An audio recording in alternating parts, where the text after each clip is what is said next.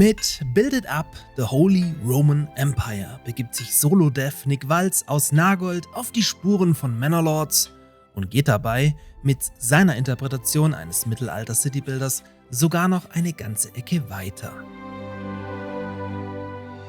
Ich habe mir das vielversprechende Aufbauspiel auf Basis der Unreal Engine 5 vorab für euch angeschaut und stelle es euch in diesem Video sehr gerne vor.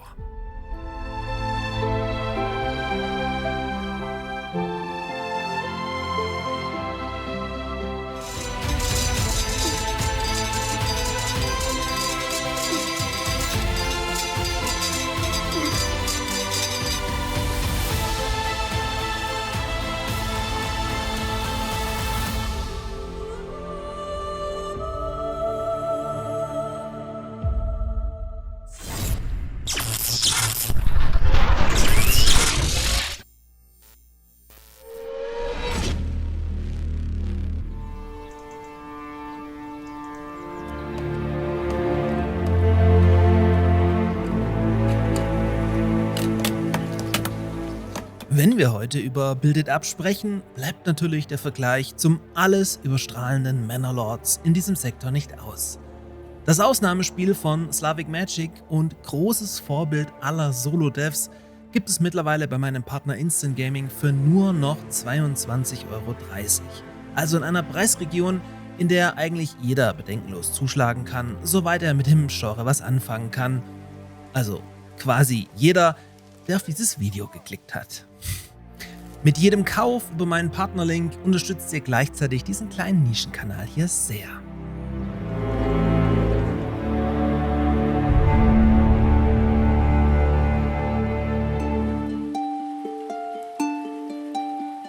Solo-Dev, Mittelalter, Stadt mit nichts als einer Handvoll Siedlern in Zelten am Lagerfeuer, Jahreszeiten, kalte Winter und die Unreal Engine 5.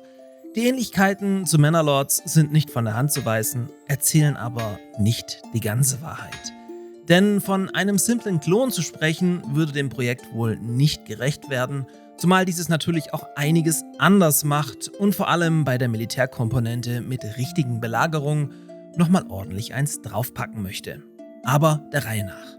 Als Landbesitzer mit nur wenigen Siedlern ist es in Build It Up eure Aufgabe, mitten im Heiligen Römischen Reich, also in etwa durchaus ungefähr im heutigen Deutschland, ein Dorf zu errichten und primär den ersten kalten und harten Winter zu überleben. Klingt nach Banished? Ja, kommt hin. So baut ihr erste Wohnhäuser mit Holz vom Holzfäller und deckt euch in den warmen Jahreszeiten mit genügend Nahrung ein, die euch dann im Winter möglichst nicht ausgeht. Später kommen dann auch noch die Ressourcen Stein, Ziegel, Stroh und Mörtel hinzu, auch wenn zur genauen Ressourcenanzahl noch nichts bekannt ist. Auch wenn der Grafikstil aktuell noch eher rudimentär ist und sicherlich nicht den des späteren Endprodukts widerspiegelt, obwohl es ganz klar beim Low-Poly-Artstyle bleiben wird, kann man hier schon sehr gut die Detailverliebtheit beim Gebäudebau erkennen. Beim klassischen Banished-Gameplay bleibt's aber natürlich nicht. Denn später sollt ihr weitere Dörfer errichten können, die ihr natürlich auch nach und nach zur Stadt ausbaut, während ihr untereinander mit verschiedenen Waren handelt. Klingt jetzt vielleicht nach Multiplayer, der ist aber bisher nicht angekündigt. Während ihr also vom kleinen Dorf zum kompletten Reichsgebiet aufsteigt, weckt ihr natürlich auch das Interesse der KI-gesteuerten Nachbarstädte, weswegen ihr ab einem gewissen Punkt auch an Burgmauern und Militär denken müsst. Und gerade hier hebt sich Build It Up am deutlichsten von Manor-Lords ab. Denn hier wird nicht nur mit einer deutlich größeren Einheitenvielfalt geglänzt, sondern auch der Realismus hochgehalten. So müsst ihr Waffen und Ausrüstung natürlich erstmal herstellen, während eine große Armee mit Sold und ganz viel Nahrung bei Laune gehalten werden muss. Um dicke Mauern zu knacken, die natürlich auch mit Bogenschützen bemannt werden können, könnt ihr aber, wie euer Gegner übrigens auch, auf Belagerungswaffen wie das klassische Trebuchet zurückgreifen.